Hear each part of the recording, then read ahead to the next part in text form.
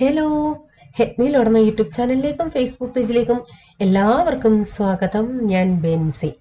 എൻ്റെ അടുത്ത് ഈ ദിവസങ്ങളിൽ പലരും ചോദിച്ച ഒരു ചോദ്യമാണ്, മീൻ എത്രയൊക്കെ കറി വെച്ചിട്ടും എത്രയൊക്കെ രീതിയിൽ ട്രൈ ചെയ്തിട്ടും നല്ല കൊഴുപ്പ് കിട്ടുന്നില്ല, അതിനെന്ത് ചെയ്യണമെന്ന്.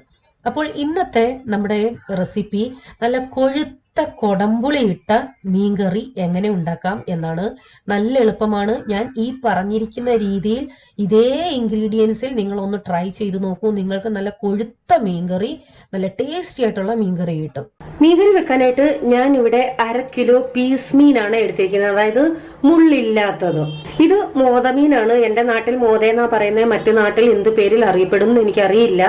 ഈ മീൻ മാത്രമല്ല, നിങ്ങളുടെ കയ്യിൽ ഏത് മീനുണ്ടെങ്കിലും, ഉള്ളതാണെങ്കിലും ഇല്ലാത്തതാണെങ്കിലും ചെറിയ മീനാണെങ്കിലും ഏത് വേണമെങ്കിലും ഈ രീതിയിൽ ചെയ്യാം.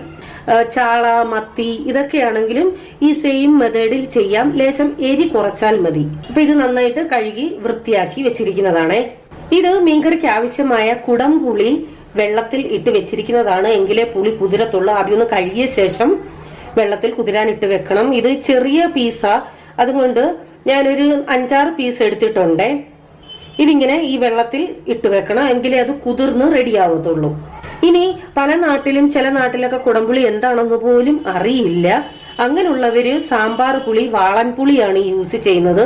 നിങ്ങൾക്ക് ഈ പുളി അവൈലബിൾ അല്ല എന്നുണ്ടെങ്കിൽ നിങ്ങൾ യൂസ് ചെയ്യുന്ന സാധാ സാമ്പാർ പുളി യൂസ് ചെയ്യാം. നിങ്ങൾ അത് ശീലിച്ചിട്ടുണ്ടെങ്കിൽ നിങ്ങൾക്ക് വാളംപുളി യൂസ് ചെയ്യാം. പക്ഷെ ഞാൻ ഇതുവരെ വാളംപുളി ഉപയോഗിച്ച് മീൻകറി വെച്ചിട്ടില്ല. കുടംപുളിയാണ്, തേങ്ങ അരച്ച് കറി ആയാലും അല്ലാതെ മുളകരച്ച് വെക്കുന്നതാണെങ്കിലും ഈ കുടംപുളിയാണ് യൂസ് ചെയ്യുന്നത്.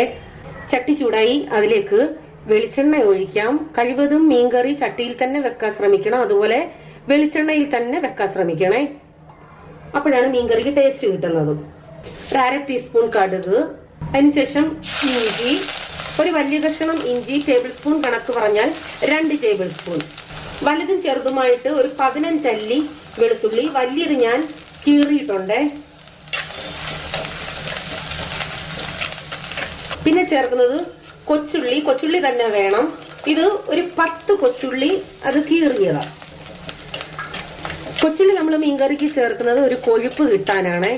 കാരണം ഉള്ളി ചേർത്തില്ലെങ്കിൽ അതിന് പകരം കൊഴുപ്പ് കിട്ടാൻ പലരും മല്ലിപ്പൊടി ചേർക്കാറുണ്ട്. നമ്മൾ മല്ലിപ്പൊടി അധികം ചേർക്കുന്നില്ല. പൊതുവെ എന്റെ വീട്ടിൽ പീസ് മീനാണ് കറി വെക്കുന്നതെങ്കിൽ ഒട്ടും മല്ലിപ്പൊടി ചേർക്കത്തില്ല. അത് മാത്രമല്ല, മല്ലിപ്പൊടി ചേർത്താൽ കറി പെട്ടെന്ന് കേടാകുമെന്നാ പറയുന്നത്, വളിച്ചു പോകുമെന്നാ പറയുന്നത്. അപ്പൊ മുളക് പൊടി മാത്രമാകുമ്പോ അങ്ങനെയും പേടിക്കേണ്ട. പക്ഷെ ഒറ്റ ദിവസം കൊണ്ടൊക്കെ തീർക്കാനുള്ള മീനാണ് കുറച്ചേ ഉള്ളെന്നുണ്ടെങ്കിൽ ഞാൻ കൊഴുപ്പിന് വേണ്ടി മല്ലിപ്പൊടി ചേർക്കാറുണ്ട്. കറിവേപ്പില ആവശ്യത്തിനിട്ടോണേ, ഞാൻ ലേശം കൂടുതലായിടുന്നേ. അപ്പൊ ഇത് തീ കൂട്ടി ഇടണ്ട, തീ ഞാൻ ലേശം കുറച്ചു. ചട്ടിയുടെ ചൂടുണ്ട്. അപ്പോഴത്തേക്ക് നമുക്ക് കുറച്ച് ബാക്കി കാര്യങ്ങൾ ചെയ്യാം. മുളക് പൊടി, ഇത് കാശ്മീരി മുളക് പൊടിയാണ്. 2 ടേബിൾ സ്പൂൺ മുളക് പൊടി, 1 ടീസ്പൂൺ മല്ലിപ്പൊടി ചേർക്കുന്നുണ്ട്, 1/2 ടീസ്പൂൺ മഞ്ഞൾപ്പൊടി. ഇനി നമുക്ക് ഈ പുളിവെള്ളമില്ലേ, അതൊഴിച്ച് ഇതൊന്ന് കുഴയ്ക്കാം. ഒത്തിരി വെള്ളമാക്കണ്ട. അപ്പൊ കൈകൊണ്ട് തന്നെ കുഴയ്ക്കണേ, എങ്കിലേ അത് ശരിയാവത്തുള്ളൂ. ഇങ്ങനെ ചെയ്യുന്നത്, നമ്മൾ ഇങ്ങനെ ചെയ്തിട്ട് എണ്ണയ്ക്കകത്തിട്ട് മൂക്കുമ്പോൾ നമ്മുടെ കറിക്ക് നല്ല കൊഴുപ്പും നല്ല കളറും കിട്ടുമേ. ഇതുപോലെ കട്ടയായിട്ട് കിട്ടണം. ഇതാണ് പരുവം. ഇവിടെ നമ്മുടെ ഉള്ളി, വെളുത്തുള്ളി, ഇഞ്ചി എല്ലാം നന്നായിട്ട് വഴണ്ടു. ഇനി നമുക്കിതിലേക്ക് ഈ മസാല ഇട്ട് കൊടുക്കണം. എന്നിട്ട് എണ്ണയ്ക്കകത്തിട്ട് ഇങ്ങനെ വഴറ്റണം.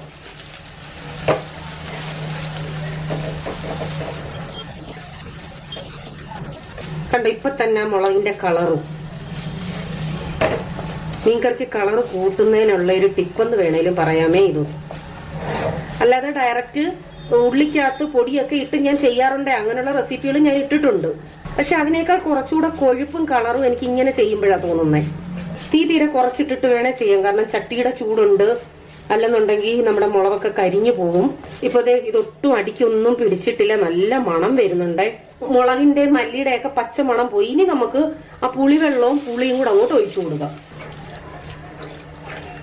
എന്നിട്ട് ആ മുളകിന്റെ ഒക്കെ കട്ടയോടെയാണേ. ഇനി നമുക്ക് മീൻകറിക്ക് ആവശ്യമുള്ള വെള്ളം ഒഴിച്ചു കൊടുക്കണം. ഒത്തിരി വെള്ളം വേണ്ട, മീൻ മുങ്ങിക്കിടക്കാൻ പരുവത്തിനുള്ള വെള്ളം മതി. ഈ വെള്ളമൊക്കെ ഒഴിക്കുമ്പോൾ തീ തീരെ കുറച്ച് വേണം ഇടാൻ, അല്ലെന്നുണ്ടെങ്കിൽ പുകയും. ആ സൈഡിലൊക്കെ മസാല ഉണ്ടെങ്കിൽ അതിങ്ങനെ ഇളക്കിയിടണം. അല്ലെന്നുണ്ടെങ്കിൽ നമ്മൾ തീ കൂട്ടുമ്പോൾ ആ മുളക് പൊടിയൊക്കെ സൈഡിന് പിടിച്ചിരുന്ന് തീ കൂട്ടുമ്പോൾ പുകഞ്ഞു കരിയും.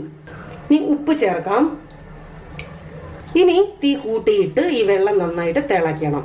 ഉപ്പ് നോക്കുമ്പോൾ നമ്മുടെ ഈ വെള്ളത്തിന് ലേശം ഉപ്പ് മുമ്പിട്ട് നിൽക്കണേ. നമ്മൾ ഈ വെള്ളം ഒഴിച്ചു കഴിഞ്ഞ് ഉപ്പൊക്കെ നോക്കുമ്പോൾ പുളി കൂടുതലായിട്ട് നിങ്ങൾക്ക് തോന്നുന്നു എങ്കിൽ ഈ ഇട്ടിരിക്കുന്ന പുളി 2-3 കഷ്ണം മാറ്റാമേ. പക്ഷെ കഷ്ണത്തിൽ പിടിക്കുകയും വേണം, അതുകൂടെ കണക്കാക്കി എടുക്കുന്നെങ്കിൽ എടുക്കാവൂ. അപ്പൊ അതേ നമ്മുടെ വെള്ളം നന്നായിട്ട് തിളച്ചു. കണ്ടില്ലേ കറിയുടെ കളർ എത്രത്തോളം ഉണ്ടെന്നും. അത് അങ്ങനെ നമ്മൾ മുളക് ചെയ്തോണ്ടാ. ഇനി നമുക്ക് കഷ്ണങ്ങൾ ഇട്ട് കൊടുക്കാം.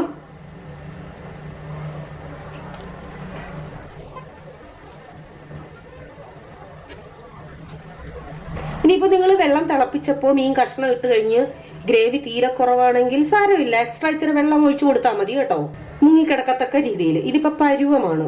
മുകളിൽ കുറച്ചുകൂടി കറിവേപ്പില ഇടുവാണേ. ഇനി നമുക്ക് മീഡിയം തീയില് മൊത്തത്തിൽ അടയ്ക്കേണ്ട, ഇങ്ങനെ അടച്ചാൽ മതിയെ വേവിക്കാം. നമ്മൾ ഈ കറി അടച്ചു വെച്ചിട്ട് ഏകദേശം ഒരു 3 മിനിറ്റ് കഴിഞ്ഞ് നന്നായിട്ട് തിളച്ചു. ഇനി ഇതിലേക്ക് ഒരു 1/4 ടീസ്പൂൺ ഉലുവാപ്പൊടി, അതായത് വീട്ടിൽ തന്നെ വറുത്തു പൊടിച്ച ഉലുവാപ്പൊടിയാണ്.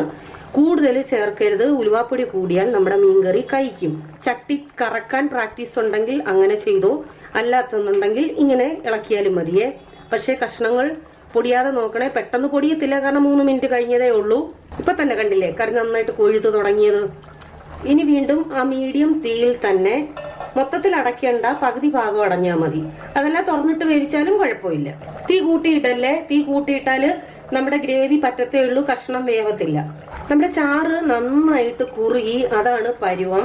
അതായത് മീൻ തിളച്ച ശേഷം മീഡിയം തീയിൽ തന്നെ ഇടണം, എന്നിട്ട് ചാറ് ഇതുപോലെ കുറുകണം, അതാണ് കണക്ക്. അത്രയും സമയം കൊണ്ട് നമ്മുടെ കഷ്ണങ്ങളും നന്നായിട്ട് വേവും. ക്യാമറയിൽ കൂടി നിങ്ങൾക്ക് എത്രത്തോളം മനസ്സിലാവുമെന്ന് എനിക്കറിയില്ല, പക്ഷെ നന്നായിട്ട് നമ്മുടെ കറി കൊഴുത്തിട്ടുണ്ട്. ചട്ടിയിലാണെങ്കിൽ ഇപ്പം ഈ പരുവത്തിന് ഓഫ് ചെയ്യണം, കാരണം ചട്ടിയുടെ ചൂടും കൊണ്ട് ഇത് കുറച്ചുകൂടി നന്നായിട്ട് പറ്റും. അപ്പൊ ഞാനിപ്പോ തീ ഓഫ് ചെയ്തു. ഇനി നമുക്ക് ലാസ്റ്റ് മീൻകറിക്ക് ടേസ്റ്റ് കൂട്ടുന്ന ഒരു സംഭവമാണ്. ലാസ്റ്റില് മണ്ടയിൽ വെളിച്ചെണ്ണ ഒഴിച്ച് അടച്ചു വെക്കണം. ഒരു ടേബിൾ സ്പൂൺ വെളിച്ചെണ്ണ മീൻകറിക്ക് ടേസ്റ്റ് കൂട്ടുന്ന ഒരു സംഭവമാണിത്. എന്നിട്ട് മുകളിൽ കുറച്ച് കറിവേപ്പില കൂടി ഇട്ട് നമുക്ക് അടച്ചു വെക്കാം. അപ്പൊ നമുക്ക് നമ്മുടെ മീൻകറിയുടെ ടേസ്റ്റ് ഒന്ന് നോക്കാം. ഞാൻ പറഞ്ഞില്ലേ ചട്ടിക്കകത്തിരുന്ന് കുറുകുമെന്ന്, കണ്ടോ ഇപ്പൊ എത്രത്തോളം കുറുകിയെന്ന്.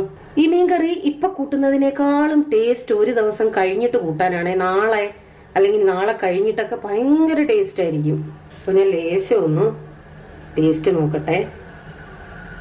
ആഹാ, കറക്റ്റ് പുളി, കറക്റ്റ് ഉപ്പ്, കറക്റ്റ് എരി ഒട്ടുമില്ല, കാരണം കഷ്ണത്തിൽ കൂടെ പിടിച്ചാൽ പിന്നെ എരിയില്ല.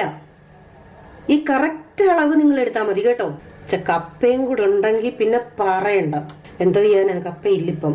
അപ്പൊ നമ്മുടെ സൂപ്പർ ടേസ്റ്റി നല്ല കൊഴുപ്പുള്ള മീൻകറി റെഡി ആയിട്ടുണ്ട്. നിങ്ങൾ എല്ലാവരും ഇത് ട്രൈ ചെയ്യണം. ഇഷ്ടമായെങ്കിൽ ലൈക്ക് ചെയ്യാൻ മറക്കല്ലേ. അപ്പൊ വീണ്ടും പുതിയ വീഡിയോയുമായി വരാം. Till then bye, God bless you.